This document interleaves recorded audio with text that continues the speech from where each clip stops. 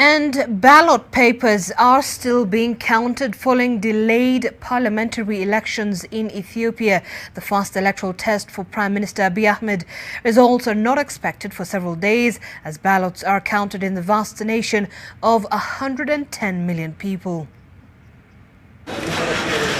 Vote counting was underway following elections in Ethiopia that went ahead without polling in the war-torn North and Tigray region.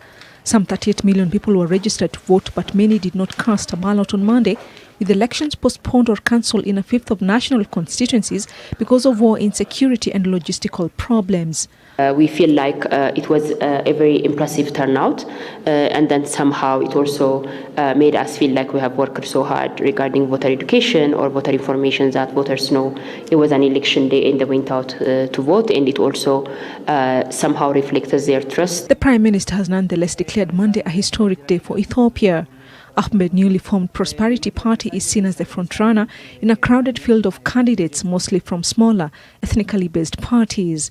The vote was seen as a crucial test for the Prime Minister, whose rise to power in 2018 initially seemed to signal a break with decades of authoritarian rule, but who has since waged war in the Tigray region and whose party has been accused of election abuses. With the election date yesterday, and which was largely peaceful, except for 2 polling stations where we had some incidents. So one is like in Oromia region, where our poll workers reported that they have been threatened, so they left polling station. I think on midday,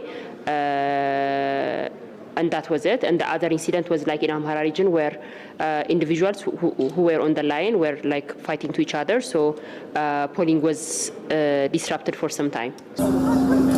But some prominent opposition parties, notably in the country's most populous region, Oromia, boycotted the election, citing intimidation and imprisonment of some of their leaders and supporters. Some polling stations have started posting results. Preliminary results are expected within 5 days and final ones within 2 weeks. Meanwhile, an American citizen who was in Ethiopia to observe its 6th general election has been found dead in the capital, Addis Ababa. John Marsh was a member of the Carter Center team of observers. The cause of death was not immediately established, police saying a postmortem examination would be carried out and that an investigation was underway.